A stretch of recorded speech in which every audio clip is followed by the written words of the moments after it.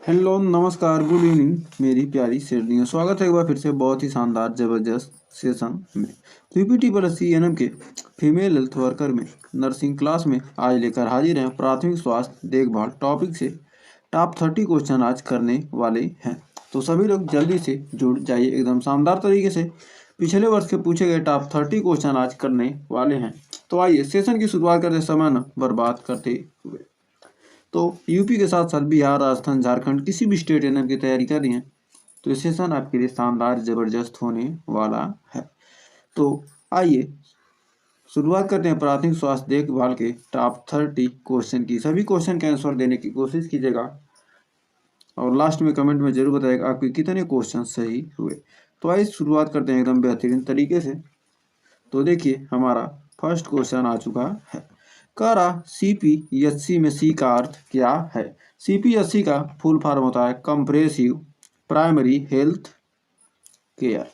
तो compressive primary health care होता है जो व्यापक सेवाओं को क्या करता है, बहुत ही ज़्यादा सेवाओं को इंगित करता है। तो क्रिटिकल कंप्रिहेंसिव कम्युनिटी या सेंट्रल। तो राइट आंसर क्या हो जाएगा। तो हमने पढ़ा है क्या, कंप्रिहेंसिव प्राइमरी हेल्थ केयर, यानी तो राइट आंसर हो जाएगा ऑप्शन नंबर बी। तो हमारा ऑप्शन नंबर बी हो जाएगा यहाँ पर राइट। तो बढ़ते हैं अगले क्वेश्चन की तरफ। तो अगला क्वेश्चन हमारा देखिए क्या कर रहा है। कर HbA1c किट में कौन शामिल नहीं होता। डिजिटल थर्मामीटर या वेइंग स्केल या ऑक्सीजन सिलेंडर या कॉर्ड क्लैंप।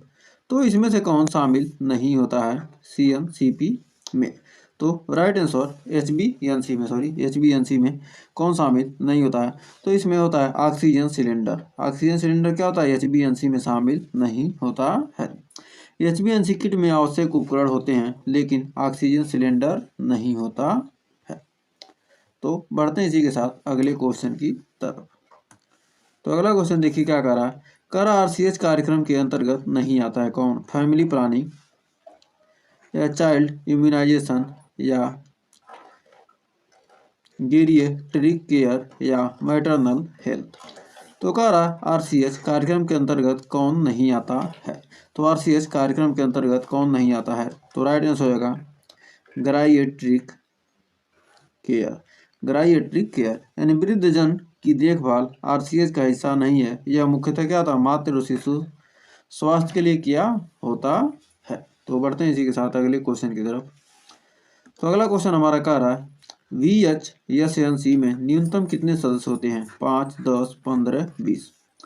तो VHNC में न्यूनतम कितने सदस्य होते हैं। तो VHNC में न्यूनतम 10 सदस्य होने चाहिए जिनमें से महिलाओं की भागीदारी क्या होती है, अनिवार्य होती है। तो बढ़ते हैं आगे। तो यदि आपको सेशन पसंद आता तो सेशन को लाइक शेयर करके, जो पहली बार विजिट किए चैनल को सब्सक्राइब कर लीजिए। तो कह रहा किस आयु वर्ग को RKSK के अंतर्गत शामिल किया गया है, 0 से 5, 6 से 10, 10 से 19 या 18 से 45। तो कह रहा किस आयु वर्ग को RKSK के अंतर्गत राष्ट्रीय किशोर स्वास्थ्य कार्यक्रम के अंतर्गत शामिल किया गया है। तो इसमें क्या गया, किशोरों को मानसिक और शारीरिक सेहत पर क्या है, केंद्रित होता है। तो क्या होता है 10 से 19 वर्ष, यानी ऑप्शन नंबर सी हो जाएगा यहाँ पर राइट। तो बढ़ते हैं अगले क्वेश्चन की तरफ। तो अगला क्वेश्चन हमारा देखिए क्या कर रहा है। कर किस योजना के तहत गर्भवती महिलाओं को मुफ्त खून जांच दी जाती है, JSSK या PMSMA या JSY या NQAS। तो कह रहा किस योजना के तहत गर्भवती महिलाओं को मुफ्त खून जांच दी जाती है। तो राइट आंसर हो जाएगा हमारा PMSMA के तहत गर्भवती महिलाओं को मुफ्त ANC और लैब जांच दी जाती है। तो क्या होगा PMSMA। तो आपको PMSMA का फुल फॉर्म बताना है। तो आप लोग जल्दी से इसका फुल फॉर्म बताइए। तो बढ़ते हैं आगे। तो अगला क्वेश्चन कह रहा कि TB रोगों की डॉट्स के तहत दवा कितने दिन तक दी जाती है, 30 दिन, 60 दिन, 180 दिन या 210 दिन। तो डॉट्स का तहत सामान्य TB कोर्स लगभग क्या होता है, 6 से 7 महीने यानी 210 दिन का होता है। तो समान कोर्स क्या होता है, 6 से 7 महीने यानी 210 दिन का होता है। तो बढ़ते हैं इसी के साथ आगे। तो अगला क्वेश्चन देखिए क्या कर रहा है, निम्न में से कौन टीकाकरण का शीत श्रृंखला उपकरण नहीं है, ILR या डीप फ्रीजर या वैक्सीन कैरियर या BP मशीन। तो कह रहा निम्नलिखित में से कौन टीकाकरण का शीत श्रृंखला उपकरण नहीं है। तो शीत श्रृंखला उपकरण नहीं है, तो हमारा 8वें का राइट आंसर हो जाएगा option number D, BP machine. तो BP मशीन क्या टीकाकरण का शीत श्रृंखला उपकरण नहीं है। तो BP मशीन वैक्सीनेशन प्रक्रिया का हिस्सा नहीं है। यह क्या है, ब्लड प्रेशर नापने का क्या है, एक मशीन होता है। तो बढ़ते हैं आगे। IDCF का उद्देश्य क्या है, डी वार्मिंग या डायरिया कंट्रोल या TB एलिमिनेशन या मेंटल हेल्थ। तो कह रहा IDCF का उद्देश्य क्या है। तो IDCF का उद्देश्य क्या है, तो राइट आंसर होगा डायरिया कंट्रोल। तो क्या है, राइट आंसर हो जाएगा option number B, diarrhoea control. तो 9वें का क्या हो जाएगा, ऑप्शन नंबर बी हो जाएगा राइट। तो IDCF का फुल फॉर्म होता है intensified diarrhoea control for night. बच्चों में डायरिया रोकने के पर क्या होता है, यह केंद्रित होता है। तो बढ़ते हैं आगे। कह रहा NHM की शुरुआत किस वर्ष हुई, 2003, 2005, 2008, 2010। तो नेशनल हेल्थ मिशन की शुरुआत हुई थी कब, ग्रामीण क्षेत्रों में स्वास्थ्य सुधार के लिए की गई थी, यह कब, 2005 में, यानी ऑप्शन नंबर बी हो जाएगा राइट। तो बढ़ते हैं इसके साथ अगले क्वेश्चन की तरफ। तो अगला क्वेश्चन देखिए क्या कर रहा है, कौन सी योजना 48 घंटे तक प्रसव पश्चात महिला को स्वास्थ्य संस्थान में रखने को बढ़ावा देती है, JSSK, JSY, ICDS या आभा। तो कह रहा कौन सी योजना 48 घंटे तक के पश्चात प्रसव महिला को स्वास्थ्य संस्थान में रखने को क्या कहती है, बढ़ावा देती है। तो 11 का राइट आंसर हो जाएगा ऑप्शन नंबर ए, जननी शिशु सुरक्षा कार्यक्रम के तहत। तो बढ़ते हैं इसी के साथ आगे। तो सभी के आंसर एकदम सही आ रहे हैं, गुड, बहुत ही बढ़िया। कह रहा ORS घोल में क्या मुख्य तत्व नहीं होता, सॉल्यूशन, ग्लूकोज, जिंक, पोटेशियम। तो ORS घोल में क्या नहीं होता है, तो ORS घोल में क्या होता है, जिंक की मात्रा नहीं होती है। तो जिंक की गोली ORS के साथ दी जाती है लेकिन घोल में नहीं होती है। तो बढ़ते हैं आगे। अगला क्वेश्चन देखिए क्या कर रहा है, SBA का मुख्य उद्देश्य क्या है, हाई रिस्क प्रेगनेंसीज को नियंत्रित करना या बिना ट्रेसिंग के प्रसव कराना या मासिक धर्म शिक्षा या TB की पहचान। तो कह रहा SBA का मुख्य उद्देश्य क्या है। तो SBA का मुख्य उद्देश्य क्या है, तो हमारा राइट आंसर होगा हाई रिस्क प्रेगनेंसी को नियंत्रित करना, यानी ऑप्शन नंबर ए हो जाएगा राइट। और SBA प्रसव के समय जटिलताओं की पहचान कर सुरक्षित डिलीवरी क्या करती है, सुनिश्चित करती है। तो बढ़ते हैं आगे। कह रहा निम्न में से कौन आशा कार्यकर्ता की जिम्मेदारी नहीं है, रोगी का रेफरल, टीकाकरण, सर्जरी करना या गृह भ्रमण। तो कह रहा निम्न में से आशा कार्यकर्ता की जिम्मेदारी नहीं होती है। तो आशा कार्यकर्ता की जिम्मेदारी होता है सर्जरी करना नहीं। तो आशा का कार्य सर्जरी करना नहीं है, यह केवल प्राथमिक देखभाल व जागरूकता में क्या कर सकती है, सहयोग करती है। तो बढ़ते हैं इसी के साथ आगे। तो कह रहा प्राथमिक स्वास्थ्य केंद्रों में कितने मेडिकल ऑफिसर अनिवार्य हैं, 1, 2, 3, 4। तो प्राथमिक स्वास्थ्य केंद्र में यानी PSC में, प्राइमरी हेल्थ सेंटर में कम से कम 1 मेडिकल ऑफिसर होना चाहिए। तो यानी ऑप्शन नंबर ए हो जाएगा राइट। तो बढ़ते हैं आगे। तो अगला क्वेश्चन कह रहा है कि NPCDCS कार्यक्रम का उद्देश्य क्या है, वेक्टर डिजीज को नियंत्रित करना या नॉन कम्युनिकेबल डिजीज की रोकथाम या चाइल्डहुड इम्यूनाइजेशन या एनीमिया इरेडिक्शन। तो कह रहा NPCDCS यानी नॉन कम्युनिकेबल डिजीज की रोकथाम। नॉन कम्युनिकेबल डिजीज की रोकथाम क्या जाता है? NPCD-CS क्या होता है? हृदय रोग, डायबिटीज आदि जैसे गैर संचारी रोग क्या करता है? पर केंद्रित होता है। यानी ऑप्शन नंबर हो जाएगा नॉन कम्युनिकेबल डिजीज की रोकथाम करना। तो राइट आंसर हो जाएगा ऑप्शन नंबर बी। तो बढ़ते हैं इसके साथ अगले क्वेश्चन की तरफ। तो यदि आप चाहते हैं क्लास की फ्री PDF प्राप्त करना चाहती हैं या आप चाहती हैं फ्री में टेस्ट हमें मिल जाए, तो आप व्हाट्सअप कीजिए 9839254616। इस नंबर पर व्हाट्सअप करके आप फ्री में टेस्ट, फ्री में PDF इस क्लास की प्राप्त कर सकती हैं एकदम शानदार तरीके से। तो बढ़ते हैं अगले क्वेश्चन की तरफ। और जो लोग नए हैं चैनल को सब्सक्राइब कर लीजिए और वीडियो को लाइक शेयर जरूर कर दीजिए। कह HbA1c विजिट कितने दिनों तक किया जाता है? 14 दिन, 28 दिन, 42 दिन या 60 दिन? तो कह रहा है HbA1c विजिट कितने दिनों बाद किया जाता है? दिनों तक किया जाता है। तो राइट आंसर क्या होगा? 42 दिन तक किया जाता है। नवजात की देखभाल हेतु 42 दिनों तक आशा द्वारा गृह भ्रमण किया जाता है। तो बढ़ते हैं आगे।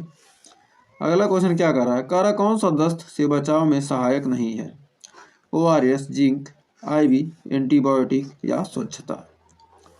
तो कह रहा कौन सा दस्त से बचाव में सहायक नहीं है? तो हमारा दस्त से बचाव में IV, एंटीबायोटिक क्या होता है? सहायक नहीं होता है। सामान्य दस्त में एंटीबायोटिक की आवश्यकता नहीं होती है। ORS व जिंक क्या होता है? पर्याप्त होता है। तो राइट आंसर बढ़ते हैं अगले क्वेश्चन की तरफ। करा NQAS का उद्देश्य क्या है? खाद्य सुरक्षा, चिकित्सा कर्मियों की भर्ती, स्वास्थ्य संस्थाओं की गुणवत्ता मूल्यांकन या पोषण मूल्यांकन? तो कह रहा NQAS का उद्देश्य क्या है? तो NQAS का उद्देश्य क्या है? तो 19 का हमारा राइट आंसर हो जाएगा ऑप्शन नंबर सी, स्वास्थ्य संस्थाओं की गुणवत्ता मूल्यांकन। स्वास्थ्य संस्थाओं की गुणवत्ता का मूल्यांकन 19 का right answer option number C. तो NQAS स्वास्थ्य संस्थाओं की गुणवत्ता को प्रमाणित करने हेतु बनाई गई क्या होती है? प्रणाली होती है। तो बढ़ते हैं आगे। तो अगला क्वेश्चन कर रहा है आंगनबाड़ी केंद्र किसके अंतर्गत आते हैं? NHM, ICDS, नाको या PMJ? तो कह रहा है आंगनबाड़ी केंद्र किसके अंतर्गत आते हैं? तो राइट आंसर हमारा हो जाएगा ICDS के अंतर्गत आंगनबाड़ी केंद्र आते हैं। तो आंगनबाड़ी सेवाएं ICDS के अंतर्गत आती हैं जो पोषण व पूर्व विद्यालय शिक्षा प्रदान करती है। तो बढ़ते हैं अगले क्वेश्चन की तरफ। तो अगला क्वेश्चन कह रहा है IMR को कम करने में कौन सा योगदान नहीं देता है? स्वच्छ प्रसव, जन्म पूर्व देखभाल या दंत चिकित्सा या स्तनपान? तो अगर IMR को कम करने में कौन सा योगदान नहीं देता है? तो राइट आंसर हो जाएगा हमारा ऑप्शन नंबर सी, दंत चिकित्सा। IMR को कम करने में कौन योगदान नहीं देता है? तो क्या हो जाएगा? दंत चिकित्सा। तो शिशु मृत्यु दर कम करने में दंत चिकित्सा की प्रत्यक्ष भूमिका नहीं होती है। तो बढ़ते हैं आगे। कर RBSK में बच्चों की स्क्रीनिंग किन विकारों के लिए होती है? 4DS, 3MS या 5FS या 6TS? तो RBSK के अंतर्गत बच्चों की स्क्रीनिंग के लिए किन विकारों के लिए होती है? तो 22 का राइट आंसर हमारा हो जाएगा option number A, 4DS। 4DS आपका राइट आंसर हो जाएगा। तो बढ़ते हैं इसी के साथ आगे। तो 4DS क्या होता है? RBSK के अंतर्गत 4DS का मतलब क्या होता है? इसमें 4DS का मतलब होता है एक डी का डिफेक्ट, डिजीज, डिफिशियंसी और डेवलपमेंट डिलेज। ये क्या होते हैं? 4DS के फुल फॉर्म होते हैं। तो बढ़ते हैं आगे। कह किस एजेंसी में ने आशा को सामुदायिक स्वास्थ्य कार्यकर्ता के रूप में परिभाषित किया? WHO, ICMR, यूनिसेफ या NHRC? तो कह रहा किस एजेंसी ने आशा को सामुदायिक स्वास्थ्य कार्यकर्ता के रूप में परिभाषित किया है? तो 23 का राइट आंसर होगा option number A, WHO। WHO ने आशा को एक मान्यता प्राप्त सामुदायिक स्वास्थ्य कार्यकर्ता के रूप में क्या किया है? माना है। तो बढ़ते हैं इसी के साथ आगे। कह रहा आशा को कितने घरों की जिम्मेदारी दी जाती है? 50 से 100, 100 से 150, 150 से 200 या 200 से 250। तो आशा को कितने घरों की जिम्मेदारी दी जाती है? तो आशा को 200 से 250 घरों की जिम्मेदारी दी जाती है। आशा कार्य को समाप्त 1000 आबादी या 200 से 250 घरों की क्या की जाती है? देख रेख का दायित्व होता है। तो बढ़ते हैं आगे। कह रहा जन सुरक्षा योजना के अंतर्गत किसे लाभ नहीं मिलता? शहरी बीपीएल, ग्रामीण बीपीएल या 4 बच्चे की माँ या पहली बार माँ बनने वाली।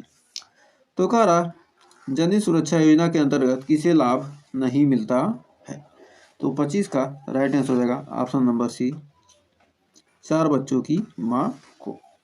तो केवल 2 बच्चों तक के प्रसव को जन सुरक्षा योजना के अंतर्गत वित्तीय सहायता मिलती है। तो बढ़ते हैं आगे। कह रहा FLW का अर्थ क्या है? फर्स्ट लाइन वर्कर या फ्रंट लाइन वर्कर या फर्स्ट लेडी वर्कर या फैमिली लाइन वर्कर। तो राइट आंसर होगा फ्रंट लाइन वर्कर। FLW के स्वास्थ्य कार्यकर्ता में जो सामुदायिक स्तर पर हो सीधे सेवाएं देते हैं उन्हें क्या कहते हैं? फ्रंट लाइन वर्कर, यानी ऑप्शन नंबर बी हो जाएगा राइट। तो बढ़ते हैं अगले क्वेश्चन की तरफ। तो अगला क्वेश्चन कह रहा VHSNC को धन किस मद से मिलता है? PM फंड, रोगी कल्याण समिति, यूनाइटेड फंड या स्टेट स्कीम। तो हमारा कह रहा है क्या? VHSNC को धन किस मद से मिलता है? तो 27 का राइट आंसर होगा option number C, united fund. तो यूनाइटेड फंड आपको राइट आंसर होगा। VHSNC को प्रतिवर्ष 10,000 तक का यूनाइटेड फंड मिलता है। तो बढ़ते हैं इसी के साथ अगले क्वेश्चन की तरफ। तो अगला क्वेश्चन कह रहा आशा को प्रोत्साहन राशि किस आधार पर दी जाती है? शिक्षा, जाति, कार्य निष्पादन या आय। तो आशा को प्रोत्साहन राशि किस आधार पर दी जाती है? तो 29 का राइट आंसर हो जाएगा हमारा ऑप्शन नंबर सी, कार्य निष्पादन। तो आशा को विभिन्न कार्यों में ANC विजिट, प्रसव, टीकाकरण आदि के आधार पर प्रोत्साहन राशि मिलती है। तो बढ़ते हैं लास्ट क्वेश्चन की तरफ। तो लास्ट क्वेश्चन आ चुका है। तो आपको 40 क्वेश्चन 100 क्वेश्चन के सीरीज कराए जाएंगे बस 20 दिसंबर के बाद से आपके सारे शुरू हो जाएंगे। तो टेंशन मत लीजिए, अभी जितने कराए जा रहे हैं उतने में ही संतोष रखिए, आपको सब कुछ मिलेगा। कौन सी योजना नवजात को जन्म के तुरंत बाद संस्थान में ठहरने हेतु प्रेरित करती है? जननी सुरक्षा, शिशु सुरक्षा कार्यक्रम या PMSM या ICDS या NH या। तो कौन सी योजना नवजात को जन्म के तुरंत बाद संस्थान में ठहरने हेतु प्रेरित करती है? तो जननी शिशु सुरक्षा योजना के अंतर्गत क्या था? JSS के अंतर्गत नवजात में संस्थागत देखभाल में 7 दिन तक रहने की क्या दी सुविधा दी जाती है? तो JSS के। तो हमें उम्मीद है 30 क्वेश्चन आपको क्लियर हो गए होंगे। आपके कितने क्वेश्चन सही हुए कमेंट में जरूर बताइएगा। और जो लोग नए हैं फ्री में PDF प्राप्त करना चाहते हैं, फ्री में PDF या टेस्ट ग्रुप से जुड़ना चाहती हैं तो व्हाट्सएप कीजिए तुरंत 9839254616। इस नंबर पर तुरंत व्हाट्सएप कीजिए और फ्री में PDF प्राप्त कीजिए। तो एकदम शानदार तरीके से। तो सेशन में लास्ट तक बने रहने के लिए आप लोग का बहुत बहुत धन्यवाद। और वीडियो पसंद आए तो वीडियो को लाइक कीजिएगा, पहली बार विजिट किए हैं चैनल को सब्सक्राइब जरूर कीजिएगा। तो मिलेंगे सुबह मॉर्निंग वाली क्लास में 4:50 पर। तो 2 क्लास आपकी चलती है, एक 4:50 AM पर और एक चलती है 9:15 PM पर। तो ये दोनों क्लास से जुड़ना मत भूलिएगा। तो आज के लिए बस इतना ही, मिलेंगे मॉर्निंग वाली क्लास में। तब तक के लिए टेक केयर, बाय बाय।